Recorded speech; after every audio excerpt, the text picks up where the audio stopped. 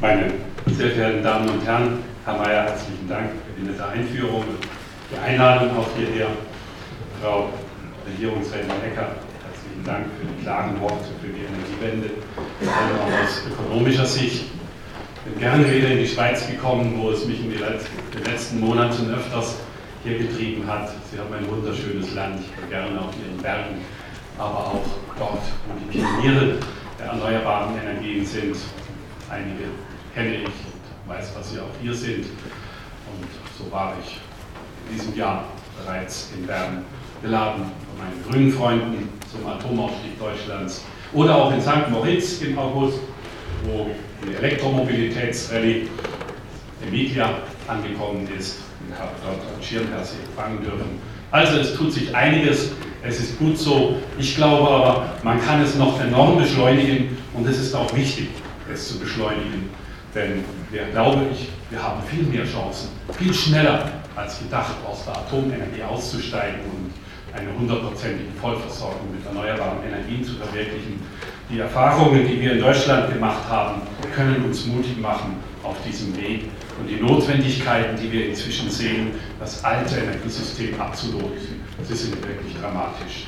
Auch meine Vorrednerinnen sind bereits auf Fukushima eingegangen. In den letzten Tagen erreichte uns die Nachricht, dass die Regierung in Japan ernsthaft erwogen hat, den Großraum Tokio mit 20 Millionen Menschen zu evakuieren während der Katastrophe von Fukushima. Ich glaube, es ist nur deswegen nicht geschehen, weil es schier unmöglich schien. Aber es ist eine Katastrophe für die Menschen, die geblieben sind. Viele Millionen werden dies in ihrem Leben noch mit Strahlenkrankheiten bezahlen müssen. Es ist verheerend, was uns die Atomenergie bescheren kann. Und wir sollten uns nicht in Sicherheit wiegen, dass bis 2032 in der Schweiz nichts passieren könnte oder auch bis 2022 in Deutschland. Ich halte die Gefahren für sehr hoch. Die Stresstests, die auf der EU-Ebene gemacht wurden, halte ich nicht für tragfähig. Und Sie haben vielleicht mitbekommen, dass in Deutschland völlig überraschend für die Öffentlichkeit die Bundesregierung beschlossen hat, die Zwischenlager an den Atomreaktoren mit zusätzlichen Mauern zu versehen, weil die Terrorgefahren höher sind, die in den letzten Jahren enorm gestiegen sind. Wir sollten das ernst nehmen und Frau Regierungsrätin, ich will Ihnen das gerne anheimgeben, dieses viel genauer anzuschauen. Ich habe mich sehr vertieft mit diesen Gefahren. Was heute Terroristen mit Handwaffen für Möglichkeiten haben, macht mir große Sorgen. Und das kann auch zu Super-GAUs führen. Weltweit wird diese Gefahr völlig unterschätzt. Und deswegen möchte ich Ihnen nicht einen Rat, sondern eine dringende Bitte geben. Schalten Sie auch hier in der Schweiz die Atomreaktoren schneller ab. Denn auch wir in Deutschland fürchten diese. Die Gefahr ist schlicht zu groß, was wir sehen hier in Japan. Und es ist auch möglich. Wir diskutieren natürlich in Deutschland, und Sie haben das richtig beschrieben, es wird auch wahrgenommen, Deutschland steigt unisono mit den Stimmen aller im Bundestag vertretenen Parteien aus der Atomenergie bis 2022. Helles Aufhorchen in der gesamten Welt, wie kann das eine große Industrienation machen und dennoch kaum in der Öffentlichkeit, in der internationalen Öffentlichkeit wahrgenommen ist, dass es dennoch differenzierte Unterschiede in der Energiepolitik in Deutschland gibt. Das beispielsweise ist unser grünes Energieszenario, wobei ich eines korrigieren muss, die blaue Fläche, der Atomstrom, der soll nach unserer Sicht schon 2017 beendet sein. Wir haben das, und denke ich, ist das leicht möglich. Wenn Sie hinschauen, 2005 bis 2010 ist Realität, dieses Wachstum der grünen Fläche gibt die reale Ausbaugeschwindigkeit der erneuerbaren Energien an. Und wenn man das nur so weiterlaufen lässt, wie wir es bisher in den letzten Jahren verwirklicht haben in Deutschland, dann kommen wir 2030 zu einer Vollversorgung mit 100% Ökostrom. Das ist das, was die Branche bewiesen hat, bereits leisten zu können, und warum sollten wir dieses Angebot nicht wahrnehmen und auch Klimaschutz mit dem Abschalten der fossilen Kraftwerke eben viel schneller machen. Die Bundesregierung ist nicht ganz so ambitioniert wie wir Grünen. Sie sagt, bis 2020 will sie nur 35% Strom aus erneuerbaren Energien haben. Stattdessen möchte sie Und das ist in der Tat für uns erstaunlich und nicht akzeptabel. Neue Kohlekraftwerke mit Subventionen unterstützen. Ich glaube, das ist keine gute Antwort aus Klimaschutzgründen auf den Atomausstieg, sondern wir sollten die Chancen, die in Energieeffizienz und Erneuerbaren liegen, tatsächlich wahrnehmen. Und das ist viel mehr möglich, als viele glaubten. Das hat uns doch die Vergangenheit auch schon gezeigt. Schauen Sie hier, im Jahr 2000 haben wir das Erneuerbare Energiengesetz verabschiedet. Damals hatten wir Strom 6% aus erneuerbaren Energien. Das war fast nur die große Wasserkraft. Noch kaum etwas an Wind, nichts an Sonne, nichts an Geothermie, fast nichts an Bioenergien. Und wir haben das Ziel gesetzt, bis zum Jahre 2010 eine Verdopplung von 12% zu erreichen.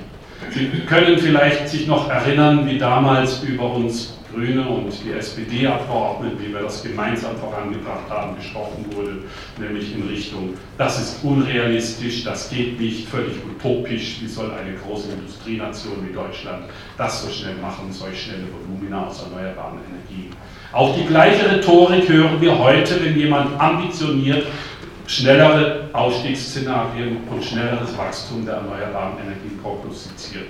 12% 2010 war für unmöglich gehalten, 20% haben wir erreicht. Das heißt im Klartext, wenn man die politischen Rahmenbedingungen richtig organisiert, ist die Bevölkerung sehr wohl in der Lage, viel Kapital aufzubringen, denn Privates haben wir massenhaft in dieser Welt, an Kapital mangelt es nicht, um die Energiewende zu finanzieren. Und mit der kostendeckenden Vergütung lässt sich eben auch zeigen, wie man einen Gesetzesrahmen schaffen kann, damit privates Kapital sehr schnell gewinnbringend dort hineinfließt. Und wir haben, weiß Gott, viele positive Effekte gehabt und auch vielen Unkenrufen zum Trotz, die wir immer noch auch in der deutschen Diskussion haben, ist nicht das passiert, was eben gesagt wurde, ach, wenn ihr jetzt 8 Atomkraftwerke plötzlich im letzten März abschaltet, dann werdet ihr Mengen an riesigen Mengen Strom aus Frankreich, Atomstrom, zukaufen müssen oder aus Tschechien. Nichts davon ist eingetreten. Deutschland hat auch im Jahre 2011 einen Exportstromüberschuss von 5 Terawattstunden.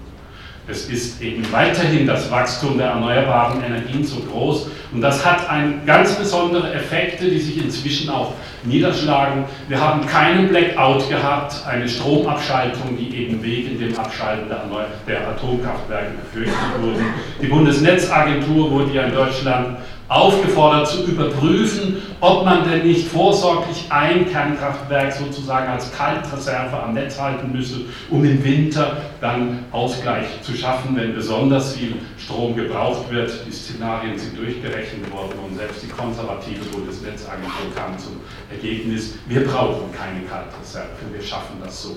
Auch im internationalen Stromaustausch, ohne Zweifel. So gab es am 8. Dezember einen Austausch mit den Anwerfen eines österreichischen Ölkraftwerkes. Aber wir haben genauer hingeschaut, die 4-fache Menge wurde gleichzeitig aus Deutschland nach Italien exportiert. Also wir hätten auch das nicht gebraucht. Das wäre nicht notwendig gewesen. Und interessanterweise gibt es auch gegenüber den bisherigen Vorstellungen ganz neue Entwicklungen. Was haben wir gehört, wenn jetzt die AKWs abgeschaltet werden, dann werden die Kohlekraftwerke nur so überkochen, viele CO2-Emissionen machen, im Überfluss Strom produzieren. STEAG, einer der größten Kohlekraftwerksbetreiber im Ruhrgebiet in Deutschland, hat vor wenigen Tagen angekündigt, sie werden aufgrund dessen, weil ihre Kohlekraftwerke wegen den erneuerbaren Energien in Deutschland nicht mehr ausgelastet sind, einige demnächst stilllegen und ihre gesamte Unternehmensphilosophie auf erneuerbare Energien umstellen, weil sie bei der Kohle keine Chance mehr in der Zukunft sehen. Und auch im Ausland hat das Effekte aufgrund der Tatsache, dass wir so viel Wind- und Sonnenstrom inzwischen produzieren, sind natürlich auch europäische Netze ein Stück weit voll. Und so haben die Niederländer ihre Pläne für den Neubau eines Atomkraftwerkes in der letzten Woche abgesagt mit der Begründung, es ist viel zu viel Strom in den europäischen Netzen, zusätzlichen braucht man nicht, sie können ihn nicht exportieren. Und vor allem ist durch die erneuerbaren Energien in Deutschland der Strompreis so stark gesunken, dass sich eine Investition gar nicht lohnt. Also auch international sind diese Effekte da. Sie tragen auch nach Polen und nach Tschechien hinein, die ja ursprünglich wie Tschechien neue Atomkraftwerke bauen wollten, um nach Deutschland zu exportieren. Inzwischen bauen sie Schiefer in die Leitungen ein, damit sie nicht so viel Windstrom aufnehmen müssen, um ihre Kraftwerke noch ausgelastet halten zu können. Das ist die Realität im europäischen Netzverbund. Nichts davon zu sehen, dass Deutschland eben jetzt Armut an Strom bekäme. Und auch dem Mehr, dass wir nun extrem hohe Kosten hätten, ist nicht richtig. Die Entwicklung der erneuerbaren Energienumlage ist besonders in den letzten Wochen interessant. Wir haben eine Umlagenerhöhung gehabt, ja, von 3,5 Cent auf 3,59 Cent zum 1.1. diesen Jahres. Aber da sind einige, ich will es nicht vertiefen, Sonderfaktoren drinnen, wie beispielsweise eine zusätzliche Befreiung von Unternehmen von der EEG-Umlage, die dies nicht haben, weil sie nicht im internationalen Wettbewerb stehen. Wir haben nicht akzeptieren wollen, dass beispielsweise die Braunkohlewirtschaft von der Umlage befreit wird. Das belastet natürlich die restlichen Haushaltskunden vermehrt dann mit dieser Umlage und deswegen ist für sie der Strompreis gestiegen. Hätte man diese Sonderfaktoren nicht, wäre trotz sehr starken Ausbaus der erneuerbaren Energien die Umlage gesunken im letzten Jahr aufgrund verschiedener Effekte, die ich hier nicht darstellen will. Ja, es gab zum 1. Januar Strompreiserhöhungen in Deutschland. Vattenfall hat um 1,6 Cent die Kilowattstunde den Strompreis erhöht, im Mittel gab es 0,9 Cent. Die Gesamt-EEG-Umlagesteigerung war aber 0,07 Cent und die nur durch den Zubau neuer erneuerbare Energienanlagen verursachte Erhöhung dieser Umlage betrug nur 0,02 Cent. Trotzdem finden wir in den Schreiben der Begründungen der Stromversorger, warum sie den Strompreis erhöhen, hauptsächlich die erneuerbaren Energien drinnen. Sie sind es nicht, sondern dies wird als Argument gegen sie benutzt, um eben ein Stück weit Bestandsschutz für ihre Geschäfte mit Kohle und mit Atom noch zu leisten. Der Kampf ist natürlich groß, gerade in Deutschland, denn es ist klar, wenn man einen starken Ausbau erneuerbarer Energien hat, dann wird er zu Lasten derjenigen gehen, die jetzt ihre Geschäfte mit Atom- oder Kohlestrom, mit Erdgas im Stromsektor machen. Und wer lässt sich schon gerne seine Geschäfte vermasseln? Betriebswirtschaftlich kann ich das verstehen. Aus klimapolitischer und Sicherheitsanalyse mit Radioaktivität kann ich das nicht verstehen. Und deswegen ist es nur richtig und wichtig, dass wir auf diesem Wege weitermachen. Und der Effekt, warum die zusätzlichen Kosten für erneuerbare Energien nicht mehr so hoch sind wie in der Vergangenheit, liegt in der dramatischen Innovationsentwicklung. Was gerade die angeblich sündteure Solarstromerzeugung kostet, haben wir in den letzten Jahren in einem Preisverfall gesehen, den auch niemand für möglich gehalten hatte. Wir haben in den letzten 3 Jahren eine Halbierung der Einspeisevergütung für den Solarstrom gehabt und dennoch ist die Solarstrominvestition in Deutschland nochmal gewachsen im letzten Jahr. Das heißt also, aufgrund des internationalen Wettbewerbs, und ich freue mich, dass die Chinesen unheimlich viel in die Solarkraftwerke investieren, denn der globale Klimaschutz braucht genau auch das, dass wir nicht nur in einem Land oder in 2, 3 Ländern das machen, sondern dass das international greift. Und da haben wir auch einen starken Wettbewerb, die Kostensenkungen sind fantastisch und das führt auch dazu, dass die erneuerbaren Energien immer mehr wettbewerbsfähig sind.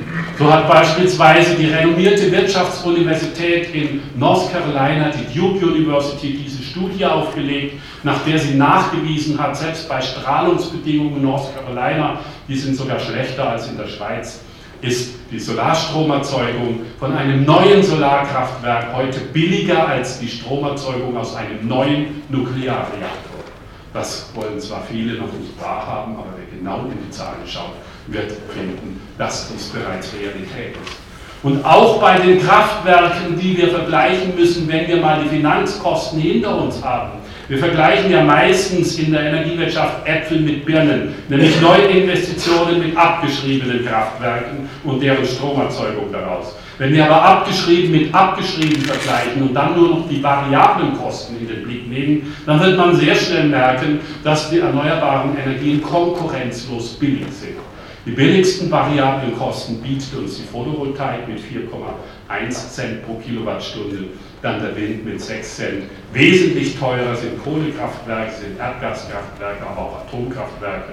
Und diese Zahlen, die das Research Center des US-Kongresses 2008 eruiert hat, inzwischen sind die fossilen Rohstoffpreise drastisch gestiegen und weiter gestiegen und somit sind die variablen Kosten der konventionellen Kraftwerke sogar noch höher als damals. Aber die der Erneuerbaren werden nicht steigen, weil sie eben keine Brennstoffkosten haben, mit Ausnahme der Biokraftstoffe. Von daher sehen wir also, wo wir perspektivisch hinkommen, in eine günstige, bezahlbare Stromerzeugung, billiger als heute, wenn wir eben aussteigen aus der konventionellen Energien. Aber auch heute sind die Investitionskosten keine ökonomische Belastung. Ja, die Mehrkosten im Erneuerbaren Energiengesetz Deutschlands betrugen 2010 8,2 Milliarden Euro. Dem standen aber schon andere positive Aspekte gegenüber in der deutschen Volkswirtschaft. Wir haben den Import von fossilen und atomaren Brennstoffen vermeiden können in der Größenordnung von 7,4 Milliarden. Fast so hoch wie die Mehrkosten, die auf dem Erneuerbaren Energiengesetz lasten. Und externe Kosten, Schlagmanagement oder anderes, was meistens dann auch noch auf Steuergeldern statt aus Stromkundengeldern bezahlt wird, die konnten nochmal in der Größenordnung 8 Milliarden Euro vermieden werden, sodass wir unterm Strich also heute schon positive volkswirtschaftliche Effekte haben und keine Mehrkosten in diesem Sektor der erneuerbaren Energien. Und dann höre ich so oft, das sei ja hoch subventioniert in Deutschland, nur mal gemacht, Subventionen sind Steuergelder. Wir haben natürlich kein Steuergeld in der Einspeisevergütung für erneuerbare Energien, deswegen ist es streng genommen keine Subvention. Merkt man auch daran, dass es nicht im Subventionsbericht der Bundesregierung auftaucht und anderes. Aber wenn man dann die Subventionen wirklich mal vergleicht, vor allem weltweit, dann hat man ganz spannende Effekte. Das ist die Untersuchung der Internationalen Energieagentur in Paris, die eben für die G20 diese Studie machen sollte. Subventionen für die fossilen Energien 2010 waren 409 Milliarden US-Dollar, für die Erneuerbaren nur 64 Milliarden. Interessant ist übrigens, 2009 waren die Subventionen der Fossilen nur 312 Milliarden. Sprunghaft gestiegen in einem einzigen Jahr. Warum? Viele Regierungen wollen zur Vermeidung von sozialen Aufständen die Energiekosten niedrig halten und geben dann, wenn die Ölpreise steigen, immer mehr Steuergelder hinein. Sie ruinieren sich damit ihre Haushalte. Wir sehen, wie stark die öffentlichen Haushalte weltweit unter Druck sind und kommen damit aber doch nicht heraus. Und für die Kunden der Energie ist es scheinbar billig, weil sie über das nicht sehen, dass sie eigentlich über Steuergelder dann doch die Untersubventionierung der konventionellen Energien leisten. Sie sind nicht billig. Wenn wir die Subventionen wegnehmen würden, wären erneuerbare Energien heute schon überall sehr viel schneller wettbewerbsfähig. Und wie stark es auch problematisch wäre, wenn wir in diesem System bleiben mit den konventionellen Energien, das ist ja nicht nur eine energiewirtschaftliche Frage. Wir sehen den Ölboykott im Iran, wir sehen die Angriffe mit dem Iran, wo wir Ängste haben, dass nicht Atomstromerzeugung im Mittelpunkt steht, sondern die Atombombe in ihren Reaktoren im Mittelpunkt ihres Erlangens steht. Die Energiewirtschaft hat viel ganz andere Hintergründe und machtpolitische Aspekte. Und so hat die deutsche Bundeswehr vor einem guten Jahr eine Studie aufgelegt, die sich nur zum Peak Oil beschäftigt und hat es als die größte Sicherheitsgefahr Deutschlands analysiert. Und nicht nur Deutschland, sondern genauso der anderen Länder. Und da werden Sie Sätze finden in dieser Studie, wenn Peak Oil überschritten ist, und inzwischen wissen wir, 2006 war das Maximum der Erdölförderung für Crude Oil bereits inzwischen zugegeben, auch von der IEA in Paris. Wenn Peak Oil überschritten wird, dann wird es Bankencrash geben, es wird Staatszusammenbrüche aus finanziellen Gründen geben, es wird globale Wirtschaftskrisen geben, Massenentlassungen, Hungersnöte. Das ist die Sicherheitsanalyse über unsere Abhängigkeit von den konventionellen Energien, die die deutsche Bundeswehr analysiert hat als eine der größten Sicherheitsgefahren.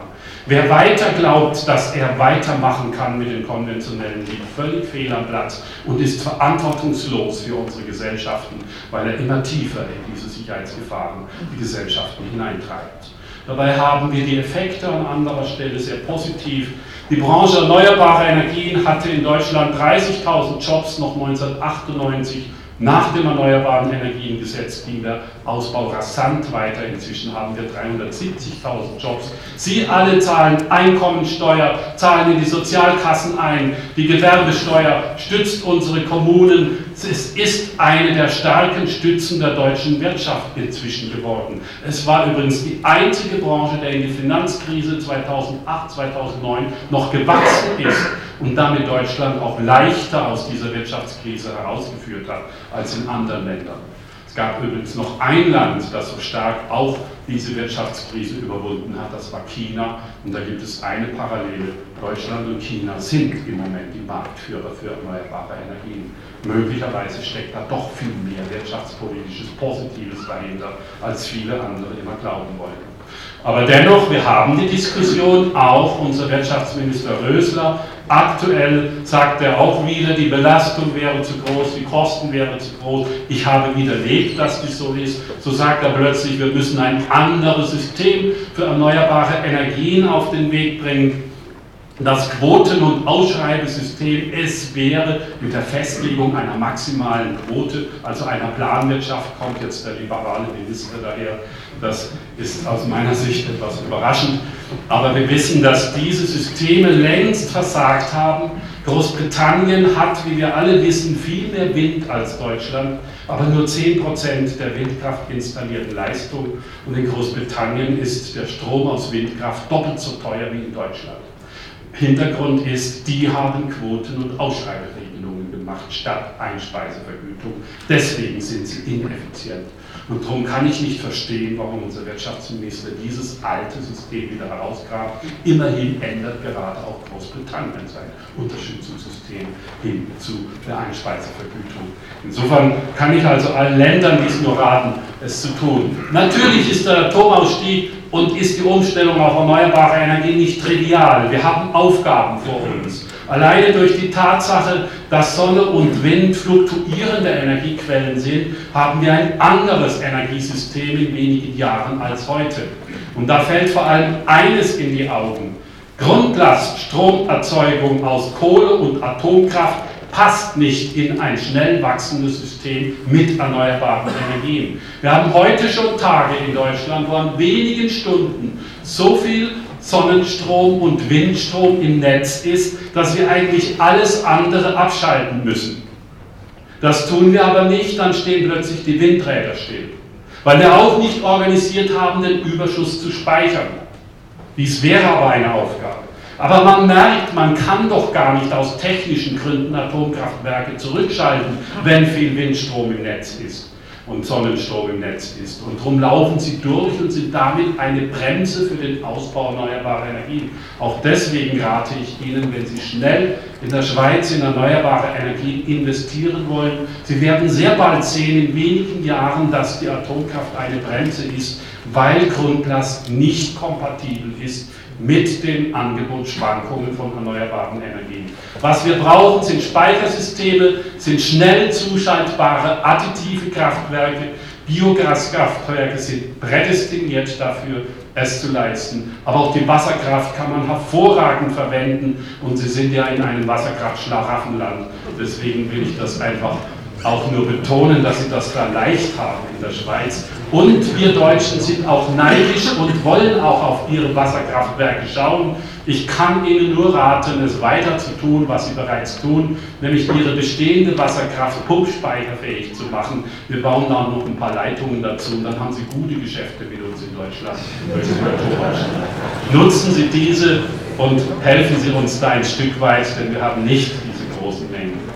Stromspeicher gibt es ganz viele, nicht nur die Pumpspeicherkraftwerke in der Schweiz sind bei uns im Blick, auch die in Norwegen, in Österreich, aber ganz anderswo auch. Batterien werden kommen und sie sind ganz spannend. Die neuen Photovoltaik zusammengeschlossen, Batterien über die Wechselrichter leisten phänomenal technisch völlig bisher auch für fast unmöglich gehaltenes. Wenn man die modernen Wechselrichter mit einer Batterie der Photovoltaikanlagen auch nachts im Stromnetz lässt, können sie sogar Blindstrom liefern, was uns für Spannungshaltung, Frequenzstabilität und andere im Netz sehr wichtig ist. Und sie leisten damit auch etwas, was bisher nur Atom- und Kohlekraftwerke konnten. Aber wir können es sehr schnell umorganisieren und es anders auf den Weg bringen. Dass das mit dem Ausbau erneuerbarer Energien sehr schnell gehen kann und Sie nicht warten müssen mit dem Atomabschalten bis 2032, können Sie an den Fehlprognosen der Vergangenheit sehen. Da hat die IEA mal ziemlich viel daneben gelangt, aber das ist kein Pappenstiel, wenn sie das tut, denn sie unterstützt oder berät im Wesentlichen alle Regierungen der Welt mit Energiepolitik. Und wenn wir da mal die Ausbauprognosen aus dem Jahr 2004, noch nicht lange her, für Windkraft sehen, so wurde global doppelt so viel Windkraft hingestellt, als die IEA bis 2004 für möglich gehalten hat. Bei der Photovoltaik waren es sogar 5-mal so viel. Aber auf der anderen Seite haben Sie die Probleme der fossilen Energien maßlos unterschätzt. Sie haben 2004 einen Ölpreis von $22 das Barrel für 2010 prognostiziert. Wir waren aber bei 80 und aktuell stehen wir bei $100 das Barrel. Da liegt die Problematik unseres Energiesystems. In der Verknappung der Ressourcen und den steigenden Preisen und in dem, dass wir da kaum eine andere Antwort haben, aber die Antworten sind klar. Es sind die brennstoffkostenfreien erneuerbaren Energien und die Energieeffizienz mit Energieeinsparung. Aber sie rennen auch schon, Erneuerbare lassen sich nicht mehr aufhalten in der Welt. Es ist nur noch eine Frage, ob die Nationen sehr schnell zu den Vorreiternationen und den Gewinnern gehören oder noch lange restriktiv am Alten festhalten und dann ökonomisch auf die Verliererstraße kommen. China hat es erkannt, die steigenden Wachstumsgeschwindigkeiten im Investment in erneuerbare Energien sind vor allem inzwischen in China. In Deutschland, in Italien, in den USA, Brasilien. Ich rate Ihnen, machen Sie mal den Kreis der Schweiz dazu, damit Sie sich einordnen können. Ich glaube, Sie können noch viel mehr leisten und das schneller machen und damit auch auf die ökonomischen, von Ihnen, Frau Regierungsrätin, dargestellten ökonomisch positiven Aspekte kommen, wenn Sie das noch beschleunigen. Und das ziemlich zum Abschluss, dass wir das viel schneller machen können, zeigt uns im Wissen eine renommierte eine Universität aus den USA, die Stanford-Universität. Sie wissen, das ist nicht irgendeine Universität.